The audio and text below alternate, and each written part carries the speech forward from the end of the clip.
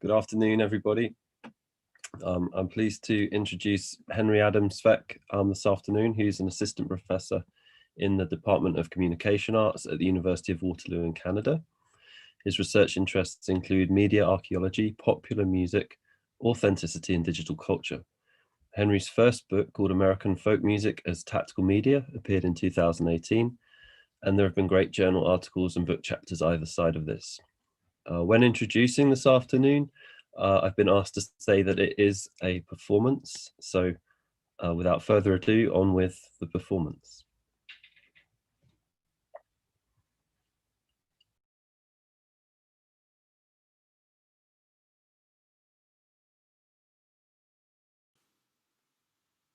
Hi everyone. Sorry I couldn't be with you.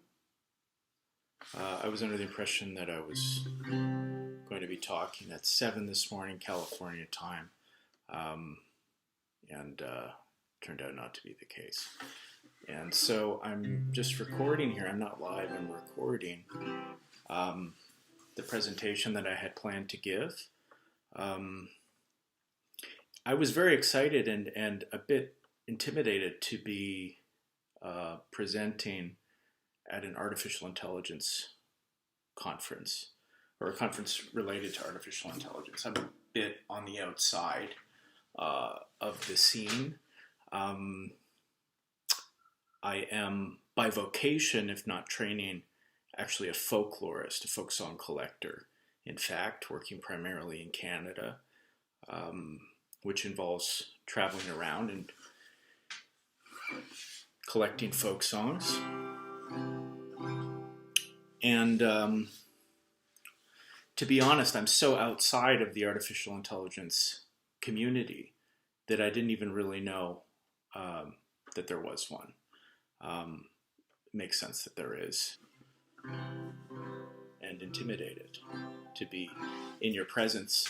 Although I'm a folk song collector, I suppose I was invited because way back in 2013, I co-authored with Mirek Plihal, the Czech software engineer and programmer, who some of you might know, an artificial general intelligence in, of all places, Dawson City, Yukon, which is a small, kind of like frontier town, really, up in the north of Canada. And we were both working there as artists in residence, was how it happened, at the Klondike Institute of Art and Culture, this great gallery and center, really, in the Yukon. They have these residencies where they pair artists together, not necessarily to collaborate, just to kind of share the old house they have up there, a haunted house, actually, which I don't really have time to get into. But Mirek and I were both there working on our individual projects. He was working on an app about Newfoundland, which was never completed. And I was working on a collection of Klondike attempted murder ballads, which was also never completed. And I had, to be honest, I was actually a little bit, how would you say, frustrated with my role as a folk song collector when I arrived in Dawson. You know, at the time I was starting to realize that, you know, my perceptual equipment, my eyes and my ears and my brain were limited, and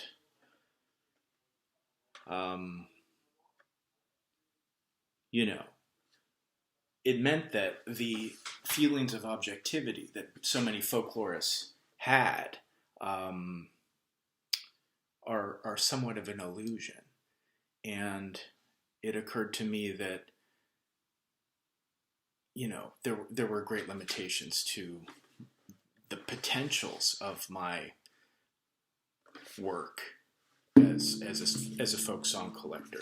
And so I was a bit disillusioned, how would you say, alienated, disgruntled, not really thrilled about the work I was doing. Felt I had lost my way a little bit as a folklorist.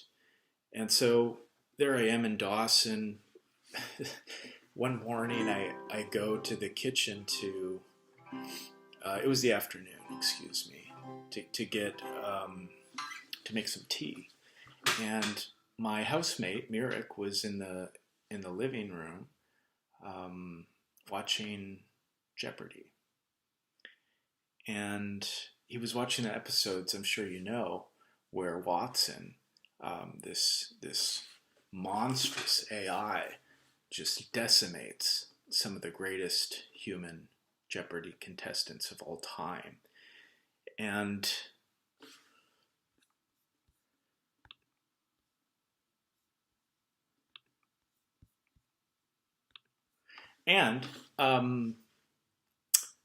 you know, we started to get to know each other, watching the show. Mirik's telling me all about the whole history of AI and you know, the Turing test and artificial life and telling me about machine learning, etc., etc. I don't need to tell you. And we were sitting there and we thought, one of us said, you know, wouldn't it be interesting if we could make a digital archive capable of accessing the whole totality of Canadian folk song and also generating new and what you might even call hyper-authentic compositions from the source data. Compositions in terms of chord and harmonic structure, and also in terms of lyrics, which is the real difficulty here. I'm coming at music from a slightly different angle, as some of you, Mirik and I both. And so we asked that, wouldn't it be interesting, wouldn't it be fun if we could do this? And it turned out to be very fun. Very fun indeed. And I'm going to play you now a few songs that my Livingston made. We named it Livingston after the famous in Canada, communist folk song collector Staunton R. Livingston, the late, great Staunton R. Livingston, who believed that all culture was a common property and should be held as such. He was very much against copyright law and private property and the exploitative logics of capitalism. And so we thought that Livingston, I mean, Mirik didn't know much about Staunton R. Livingston, but I explained to him some of his theories, and we realized that our machine was kind of following a similar path, a fellow traveler, if you like, of Staunton. And this first song is a case in point. It's titled, I Am a Weary Immaterial Laborer in a Post-Industrial Informational Wasteland.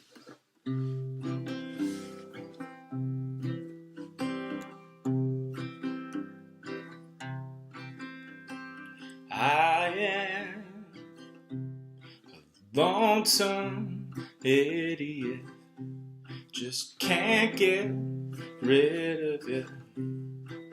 I've been to oceans, I've been to ponds, to the prairies and to Yukon, and I ain't no one, I ain't got no one.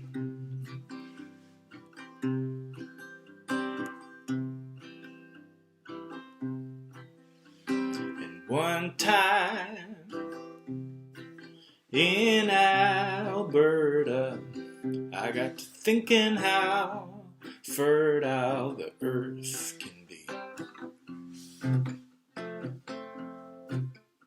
It lasted all a minute till I came clear through it, grounded by darkness and by Calgary.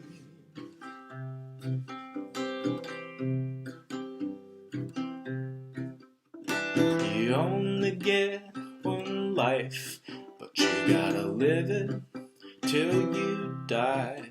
Doesn't matter what you try. At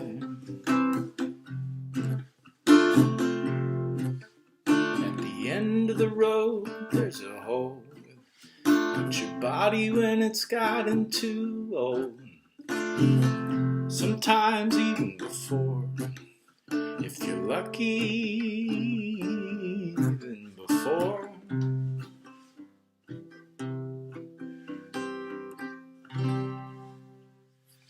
Somewhat of a curtailed version of I'm a weary immaterial laborer in a post-industrial informational wasteland.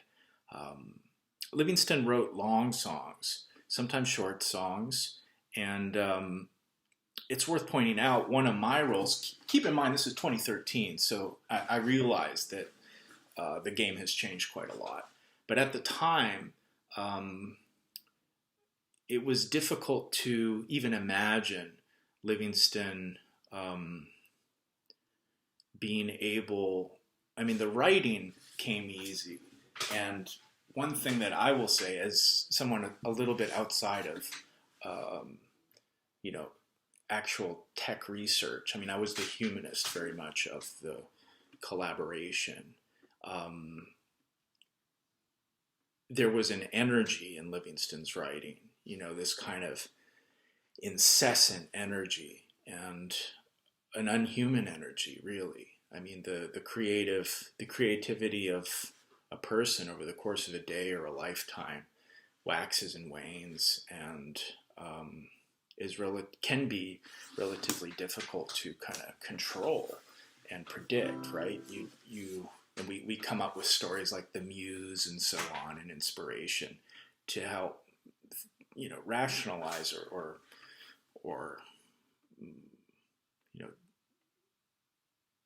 rationalize how difficult it is to be creative and feel creative. Livingston, on the other hand, although the work was uneven, perhaps at the start, as we slowly began to build the data set, which of course was crucial, Livingston's just energy of songwriting was remarkable and inspiring to me. But my role, in addition to building the data set, as a folklorist, it was important that we give Livingston only the most authentic Canadian folk songs to work with, and that Livingston's output was evaluated by the folklorist, such that Livingston could see where they were on the right track and where they were not on the right track. And so that's what I did. That song I just played, I'm a weary immaterial laborer. If I were to play the initial version, would take probably 3 days. So we're not going to do that version here, but that's kind of the essence of the song, I believe, what I just played. I'll give you a little different sense of Livingston's voice in this next one. One odd thing about working on digital anything in the North, at least at the time that we were there, this was like late spring, early summer. They have the midnight sun, which you all might. I've not ever been to Sweden, but I assume you have some kind of version of that. When I was in Dawson, the sun was going down around midnight or 1. So not totally midnight sun. Well, midnight sun, but not late, till dawn, which would be extremely disorienting. But it is very peculiar to be in an environment where that basic binary distinction between day and night is removed, or you feel dislocated from this kind of fundamental anchoring point, or what felt to me fundamental once it had been removed. And so you're in this kind of liminal space, and the energy, the I don't want to sound like a hippie in front of a bunch of scientists, but the vibes of the North in the spring and in the summer was it was a kind of manic energy, and it was well suited to working with an entity like Livingston, and it was well suited to working on a project that was very much improvised and inspired and fast. Like, we were working very quickly, we were working into the night, we were partying a lot, to be honest, and it was in a way the perfect backdrop to the project. On the other hand, it was not sustainable, and there are all sorts of stories about people, in particular from the South, going to the North and experiencing the midnight sun and starting to kind of lose their bearings. And that happened a little bit to Mirek and I. We're actually no longer in touch. It would have been ideal for Bob to have invited Mirek rather than myself. But Mirek's not really interested in talking about those days up in the Yukon. Well, let's play a song about relationships and desire and see what Livingston was up to. This one's called Instructions to Your Integrated Circuits.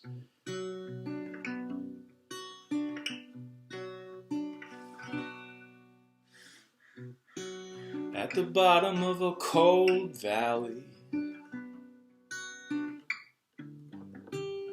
I see you coming through. The bears are crying and the wolves are praying, moved by love so true. And somebody somewhere with a great love-making manual knows what I'm gonna do. Knows it and has seen it in pictures. My route to you.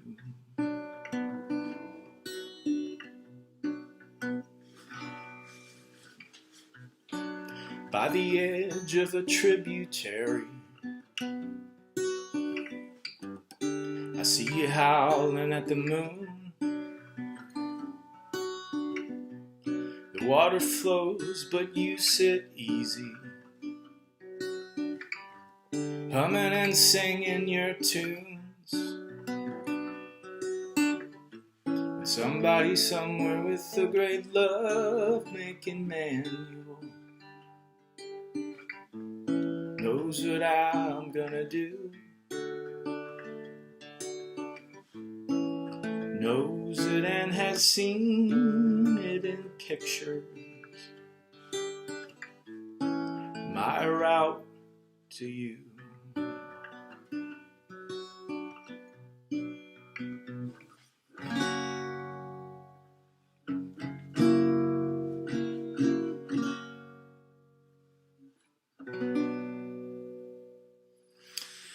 Again, slightly curtailed version of that tune.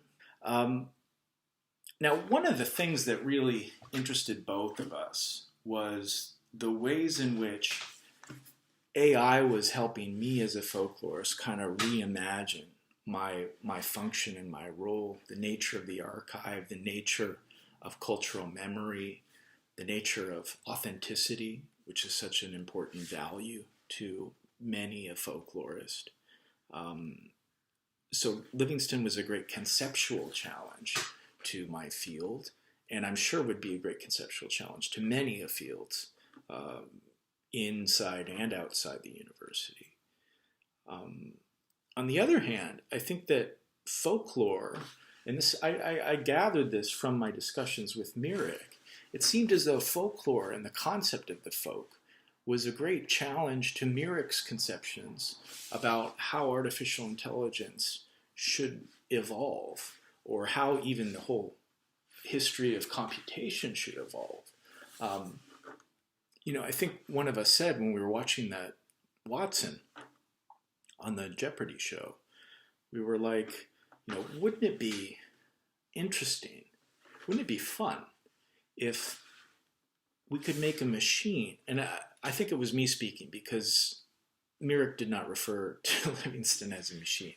I did and do, just out of habit. But I said, wouldn't it be interesting if we could build a machine which, instead of being intelligent in the way that Alex Trebek defines intelligence, could rather be authentic in the way that I, or Canadian folklorists, understand authenticity. So we kind of, the Turing test, so-called, which Mirek explained to me, is about, simulating intelligence. What if we could come up with a different kind of test? Maybe test is even the wrong word. Folklorists don't test. What if we had rather like a hootenanny for AI rather than this test? And so that's kind of, he helped me reimagine my field, and I think I helped him reimagine AI research, which I'm proud of. Another interesting thing, in folklore, the notion of creative IP is problematic, right? The idea of the folk posits that culture is common property. A folk song is not written by any one person often, but is rather the work of generations of contributors. Indeed, much of culture works this way. If you pick up a novel off the shelf, you're not going to see something entirely new. Even the great modernist novels, James Joyce or whatever, you're going to see brilliant work that is also reworking the contributions of past artists and thinkers and so on, right? Ulysses is a great example of that. And so, Livingston created one song, and I was critiqued very much in the Canadian folklore community for including this on the album, which you can take a look at www.folksingularity.com.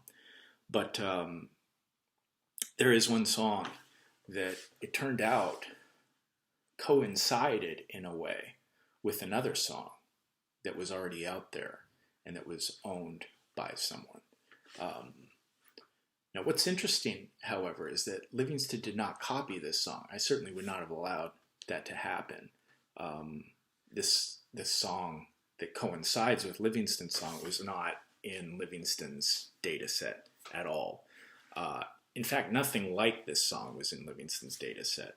So Livingston really pushed beyond, and this is part of, we don't really have time to get into the moment and the reasons that we describe Livingston as a artificial general intelligence. That must be left for another conference.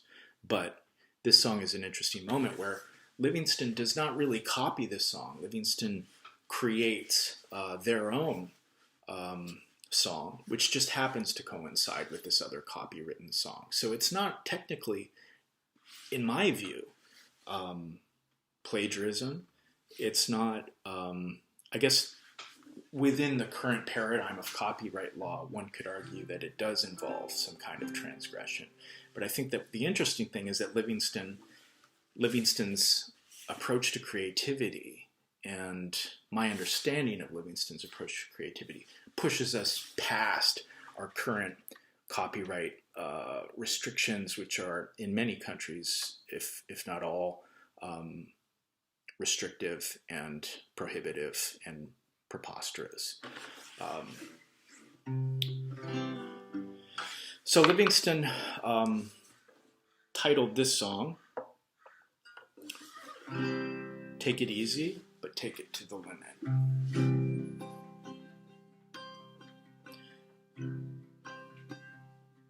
Well, I'm running down the road trying to loosen my load. I got a world of trouble on my mind. Looking for a lover who won't blow my cover. Oh, she's so hard to find. Take it easy. Take it easy. Don't let the sound of your own wheels drive you crazy. Lighten up while you still can. Don't even try to understand. Just find a place and make your stand. Take it easy.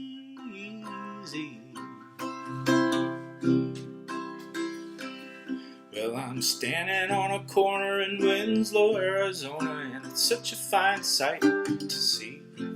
It's a girl, my lord, in a flatbed Ford, slowing down and take a look at me. Come on, baby, don't say maybe.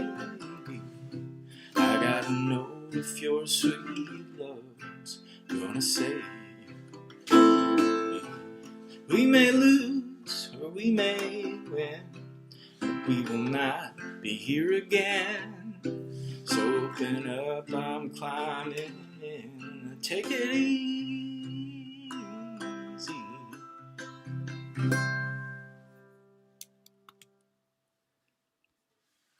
Another curtailed version.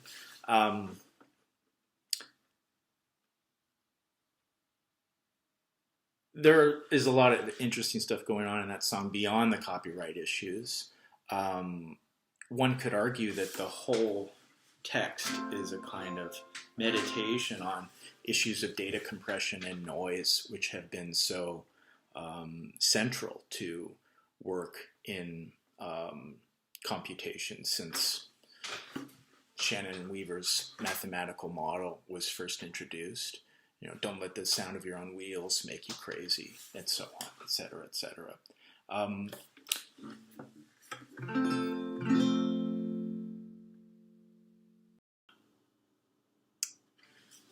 Now, Livingston remains, if not an actually existing artificial general intelligence, and forgive me for not being able to get into the details about how that all happened. I'd love to come back and explain further, but you know, Livingston is not really monetizable. Livingston is not really something that can be used in the industry in a way that I can see. I'm not really, it's not really my job to monetize Livingston. The thing that I want to leave you with is just the idea that Livingston is an idea. Livingston is an image. Livingston is a weapon. Livingston is a tool, a conceptual tool, with which we can reimagine the direction of development and design and technological so-called evolution. I think it's important to keep in mind as we build and as we research, whether we're folklorists or whether we are software engineers, it's important to value the tools that are obsolete and impossible and ridiculous and fun and weird, and that's kind of how I like to remember Livingston. And I'm inspired very much by the work of media archaeologists like Jussi Parikka and Siegfried Zielinski in my thinking along these lines. So thank you very much for listening. Be happy to jump into the Slack later and talk a bit more about Livingston, this artificial general intelligence that Mirek Plihal and I built in Dawson City, Yukon.